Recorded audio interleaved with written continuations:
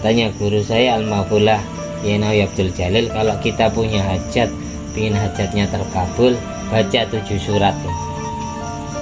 Bisa dibaca di rumahnya, sesempatnya kita bisa dicicil, tidak harus satu kali dudukan. Yang pertama surat Sajadah, nanti sampai catat ya, rekamannya sampai dengarkan ulang. Yang pertama surat Sajadah juz 21, yang kedua surat Yasin, terus yang ketiga surat Ad-Dukhan, yang keempat itu surat Ar-Rahman, yang kelima surat Al-Waqi'ah, yang keenam surat Al-Hadid, yang ketujuh surat Al-Mulk juz 29. Yang juz 27 itu urut jejer, Ar-Rahman, Al-Waqi'ah, Al-Hadid, dijejer surat sebelum Waqi'ah dan surat sesudah Waqi'ah. Ar-Rahman, Al-Waqi'ah, Al-Hadid ini jejer. Jadi saya ulangi lagi, Sajadah juz 21, Yasin juz 22 23, terus Ad-Dukhan juz 25, terus juz 27 Ar-Rahman, Al-Waqi'ah, Al-Hadid, juz 29 surat Al-Mulk.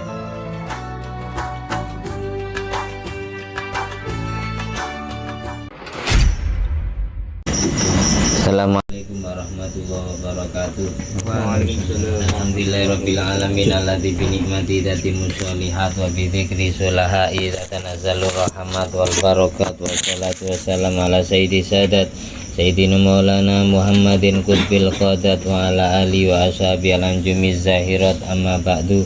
Rabbi syrah li sadri wa yassir li amri wa hlul 'uqdatan min lisani yafqahu qawli. Rabbi zidni ilma warzuqni fahma. Allahumma aftah alaina futuhal arifin waj'alna khalisatan liwajhikal karim. Allahumma rzuqna fahman nabiyyin wa ilhamal malaikatil muqarrabin. Allahumma nawwir qulubana bi nuri hidayatika kama nawartal arda bi nuri syamsika. Rabbana anfa'na bima 'allamtana, Rabbi 'allimna alladhi yanfa'una, Rabbi faqihna wa faqih ahlana wa qarabatin wa ashabin lana fi dinina. Allahumma inna na'udzubika min ilmin la yanfa' wa qalbin la yakhsha wa amalin la yurfa wa du'ain la yusma. Allahumma salli ala ruhi sayyidina Muhammadin fil arwah wa ala jasadi fil ajsad wa ala qabri fil kubur wa ala alihi wasallim. At-tahiyyatul mubarakatuh salawatut thayyibatu lillah. Assalamu alayka ayyuhan nabiyyu wa rahmatullahi wa barakatuh. Assalamu alayna wa ala ibadillahi sholihin. Asyhadu an la ilaha illallah wa asyhadu anna muhammadar rasulullah. Allahumma salli ala sayyidina Muhammadin wa ala ali sayyidina Muhammad, kama shallaita ala sayyidina Ibrahim wa ala ali sayyidina Ibrahim, wa barik ala sayyidina Muhammad wa ala ali sayyidina Muhammad, kama barakta ala sayyidina Ibrahim wa ala ali sayyidina Ibrahim fil alamin innaka Hamidum Majid.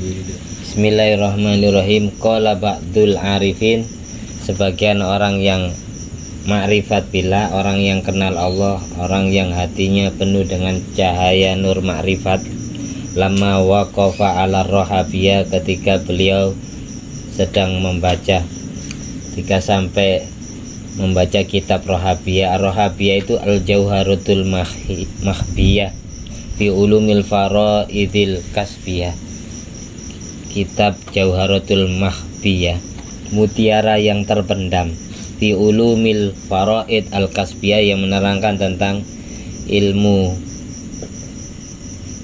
kewajiban-kewajiban al-kasbiyah yang sebangsa mencari mata pencaharian, yang sebangsa nyambut gawe.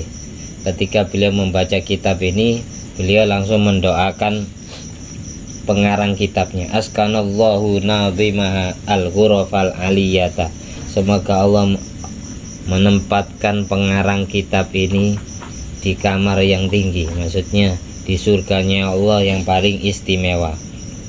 Faman lam yahfadha, barang siapa yang tidak menghafal kitab rohabiyah, tidak menjaga ilmunya, tidak mengamalkan isi kandungannya, wa yahfadiz zubada, dan tidak menghafal kitab zubat, fil ahkamil fiqhiyah, yang menerangkan tentang hukum fikih,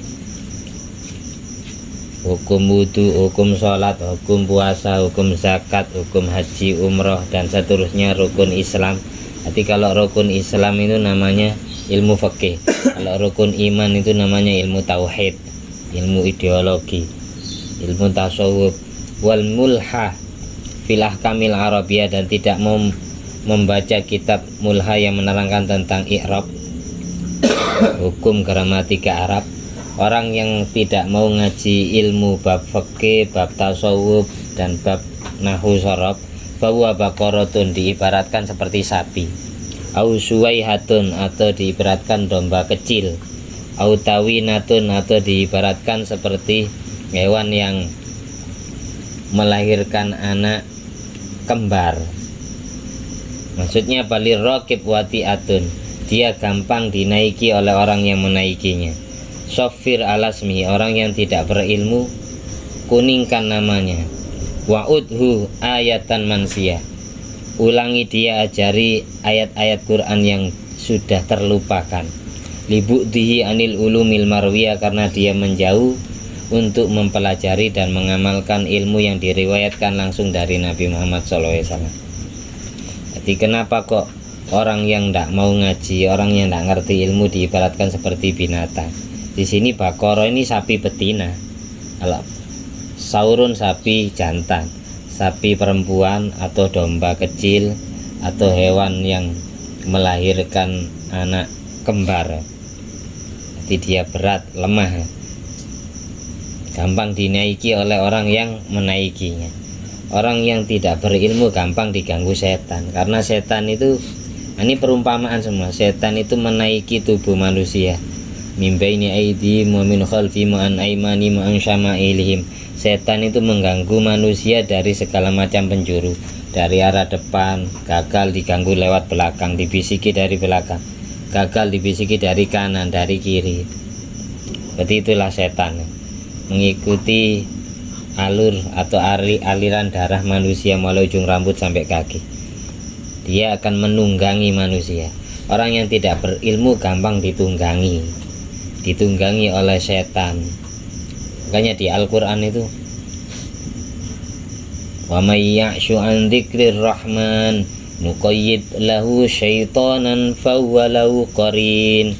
Barang siapa yang menjauh dari dzikrir rahman, barang siapa yang jarang ingat Allah, jarang nyebut nama Allah, nuqayyid lahu syaitanan fahuwa lahu qarin, aku kuasakan untuknya setan, dan setan menjadi teman bagi dia. Dalam ayat lain dijelaskan, wa may yakunish syaitanu lahu qarinan fasa'a qarina. Orang yang paling jelek adalah orang yang punya teman setan. Ketika sudah punya teman setan, ya ibadah jelas malas. Ibadah malas, maksiat semangat. Makanya setiap hari itu kita itu perlu punya, ibaratkan itu punya zikiran, punya wiritan. Setiap hari baca istighfar 100, baca sholawat 100, baca la ilaha illallah 100, baca Al-Quran tiap hari meskipun hanya surat Yasin yang dibaca. Paling tidak seperti itu. Nanti tubuh kita, ketika jasmani kita setiap hari makan nasi, maka rohani kita harus makan zikiran.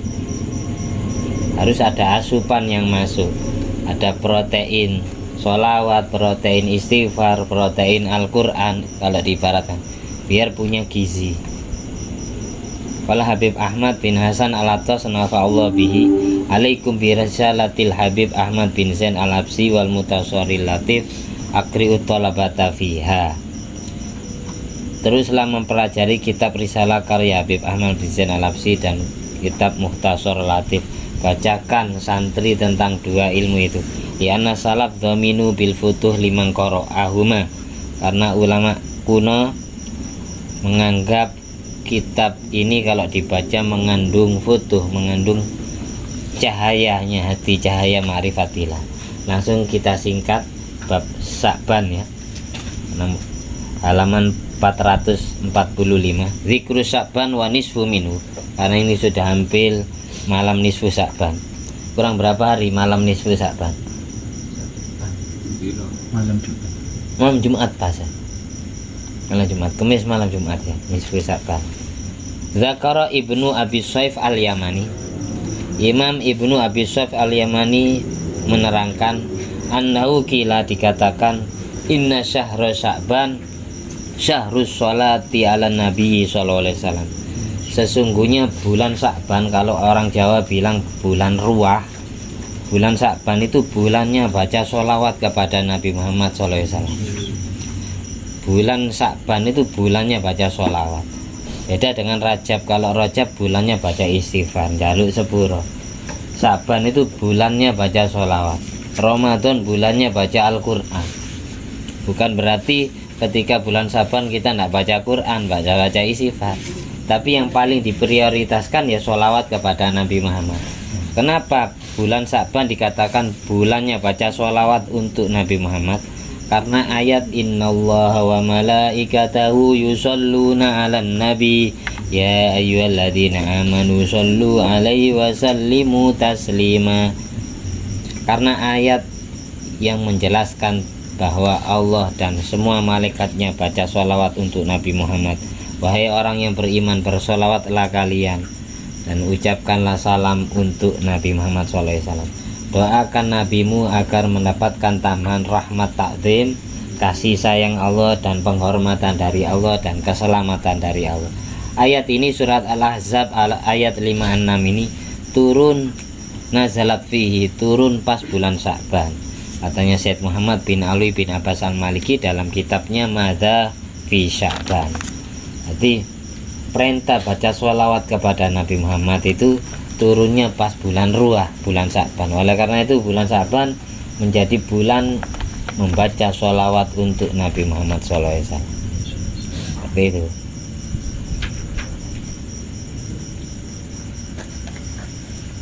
Sayyidi Syekh Abdul Qadir Al-Jilani radhiyallahu an, Syekh Abdul Qadir Jilani mengatakan, Lailatun nisfi min Sya'ban ya afdhalul layali ba'da lailatul qadar. Malam nisfu Sya'ban, malam 15 ruah, malam nisfu Sya'ban itu paling utamanya malam setelah Lailatul Qadar. Jadi malam paling istimewa urutan nomor 1 itu Lailatul Qadar. Allah sembunyikan di bulan Ramadan, mulai tanggal 1 sampai tanggal 30 Ramadan. Urutan kedua itu malam nisfu Sya'ban. Kenapa sangat istimewa malam nisfu Sya'ban? Malam nisfu Sya'ban itu orang mendapatkan tamamus syafaat, sempurnanya syafaat dari Nabi Muhammad itu pas 15 Sya'ban. Tanggal 14 Sya'ban itu 2/3, dapat 2/3.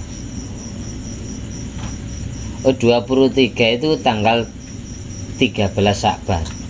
14 Sya'ban itu 1/3. Baru pas nisfu Sya'ban sempurna syafaatnya. Makanya sampai dirayakan setiap tahun. Orang sibuk usahakan pray, orang lagi kerja pas malam itu usahakan libur, ikut nisfu Sya'banan di musola, di masjid masing-masing. Kalau tidak sempat di masjid, di musola, ya di rumahnya. Jangan sampai tidak ikut.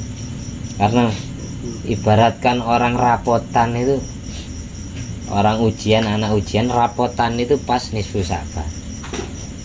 Nisfu Sya'ban itu malam penerimaan buku rapot selama 1 tahun. Malaikat itu setor amal kita, rokib atid itu, amal maksiat, amal ibadah disetorkan pas rapat bulanannya dengan rapat tahunannya itu balas nisfu Sya'ban. Makanya dirayakan, diperingati malam itu karena sangat istimewa.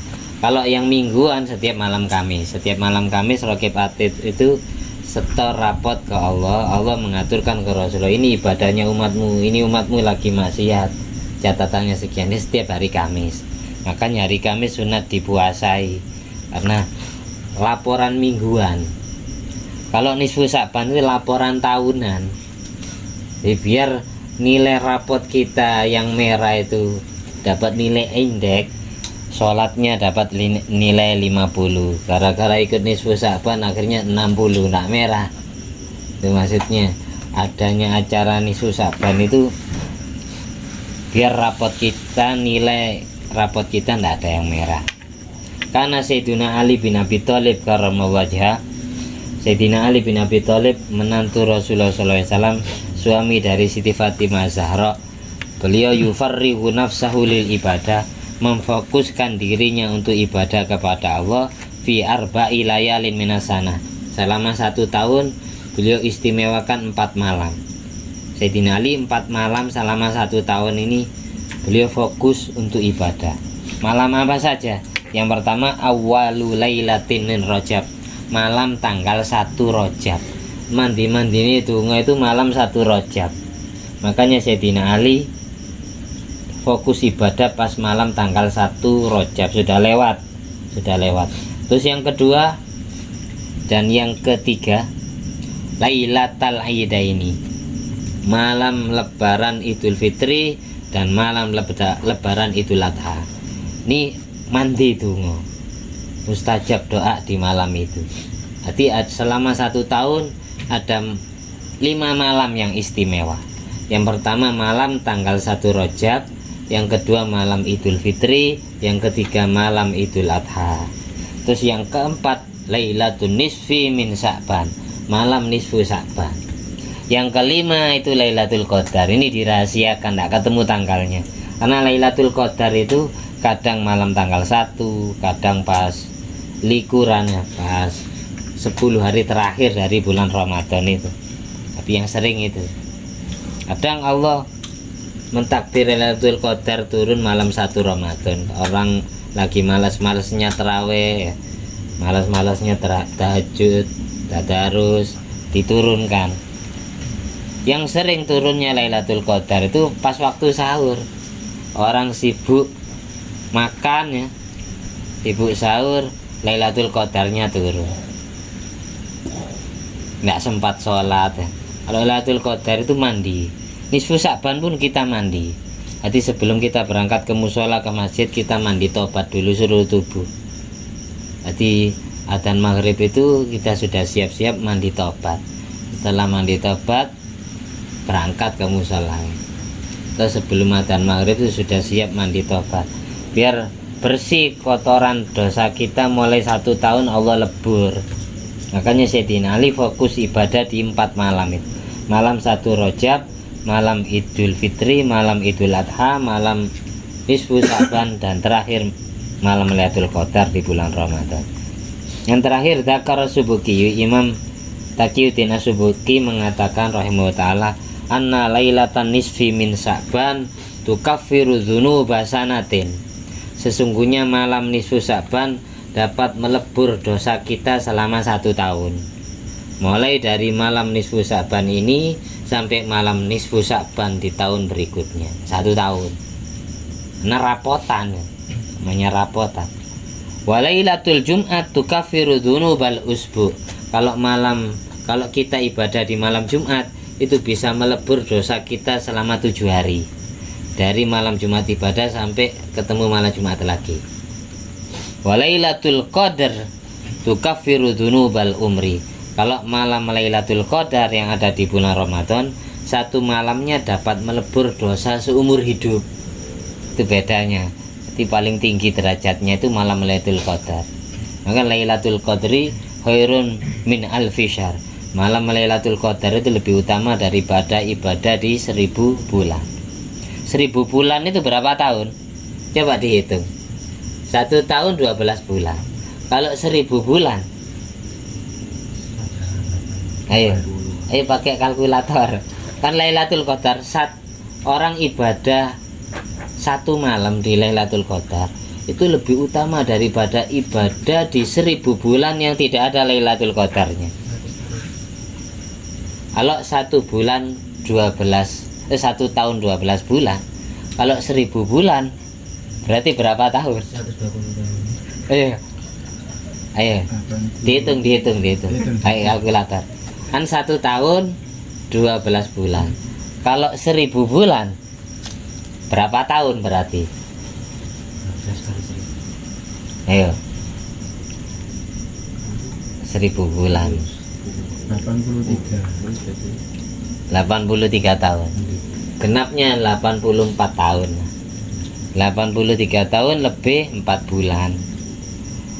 Jadi 1000 bulan itu 83 tahun lebih 4 bulan. Jadi digenapkan ya berarti ya 84 tahun.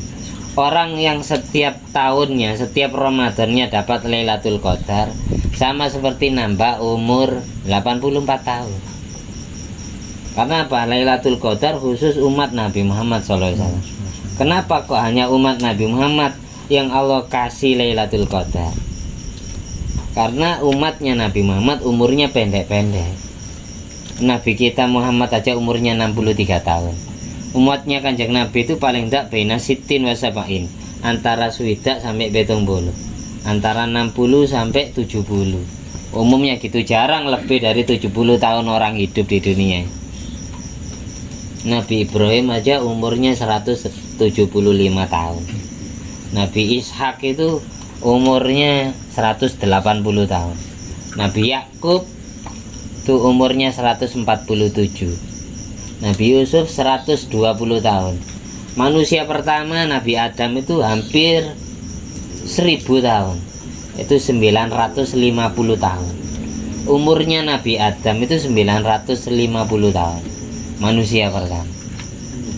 Sedang umurnya Nabi Muhammad dan umatnya antara 60 sampai 70. Yang jelas dengan umur pendek ibadah juga sedikit.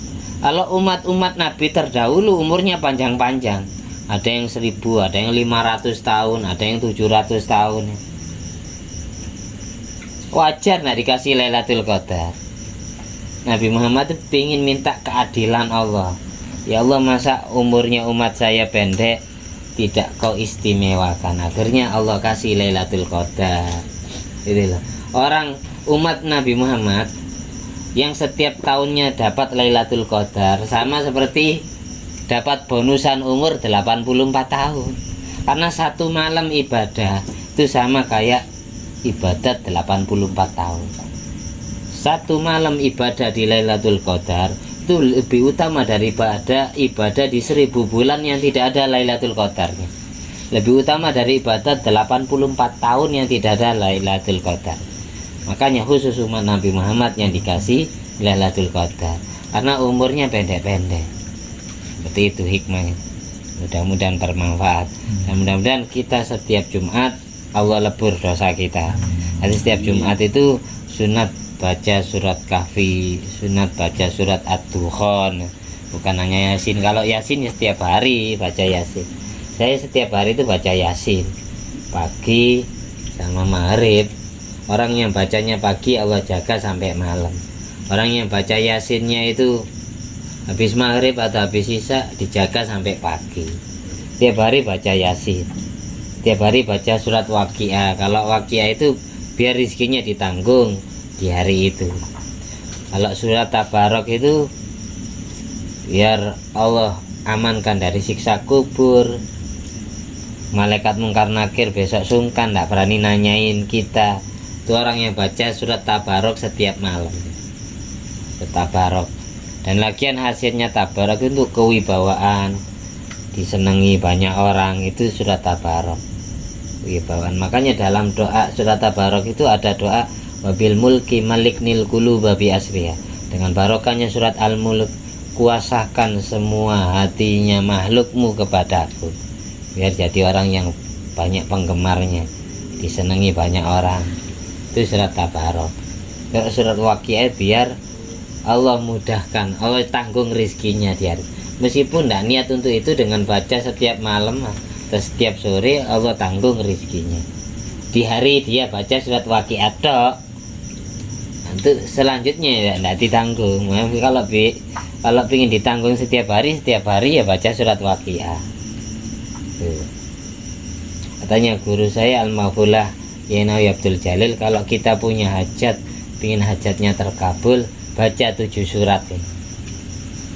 Bisa dibaca di rumahnya, sesempatnya kita bisa dicicil, tidak harus satu kali dudukan. Yang pertama surat Sajadah, nanti saya mencatat ya, rekamannya sampai dengarkan ulang. Yang pertama surat Sajadah juz 21, yang kedua surat Yasin, terus yang ketiga surat Ad-Dukhan, yang keempat itu surat Ar-Rahman, yang kelima surat Al-Waqiah, yang keenam surat Al-Hadid, Yang ketujuh surat Al-Mulk juz 29. Yang juz 27 itu urut jejer. Ar-Rahman, Al-Waqi'ah, Al-Hadid. Dijejer. Surat sebelum Waqi'ah dan surat sesudah Waqi'ah. Ar-Rahman, Al-Waqi'ah, Al-Hadid ini jejer. Jadi saya ulangi lagi, Sajadah juz 21, Yasin juz 22 23, terus Ad-Dukhan juz 25, terus juz 27 Ar-Rahman, Al-Waqi'ah, Al-Hadid, juz 29 surat Al-Mulk. Kalau kitab saya di ijazah saya Al-Mauhulah Kiai Nawawi Abdul Jalil dulu pas malam Jumat Legi habis sholat isya, beliau ngasih ijazah, saya nak minta, tiba-tiba beliau dawuh gini, amaloh surat pitu, nek pingin hajatmu cepet terkabul. Kamu punya hajat apa saja, punya cita-cita apa saja, pingin cita-cita itu tergapai dengan mudah, amalkan 7 surat itu. 7 surat bisa dibaca setiap malam tuh, atau setiap pagi, terserah sama begitu. Atau kita cicil, sanggupnya kita baca 3 surat dulu, nanti 2 surat lagi, nanti 2 surat lagi. Pas intinya kalau punya hajat-hajat penting, hajat-hajat besar itu baca 7 surat itu.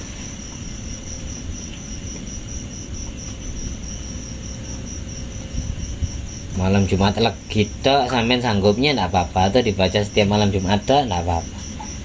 Tapi dibaca setiap hari kalau memang hajatnya sangat penting, pingin segera terkabul, ya setiap hari. Kalau agak tenang-tenang ya setiap malam Jumat. Nah, itu loh. 7 surat itu. Apa? Yang pertama apa?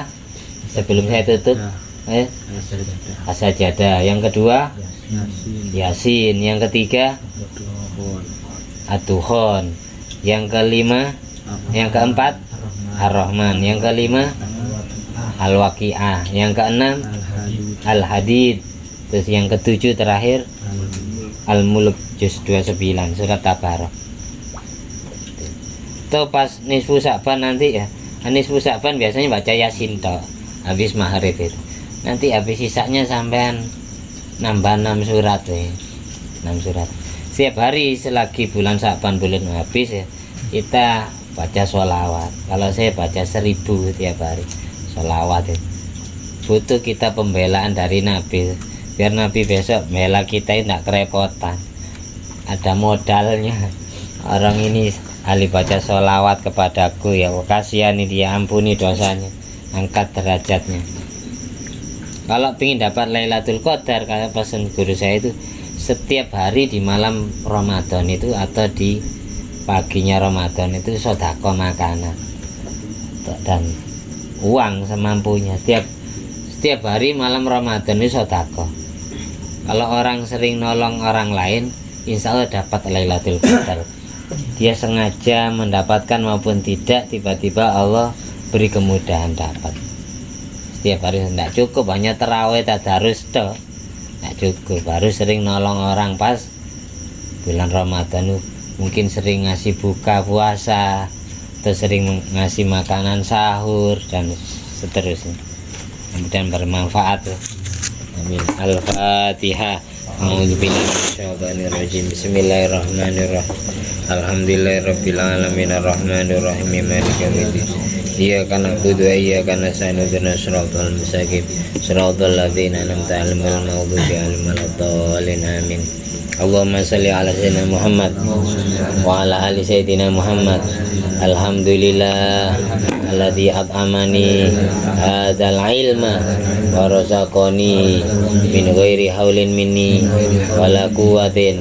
Allahumma shalli ala sayyidina Muhammad wa ala ali sayyidina Muhammad.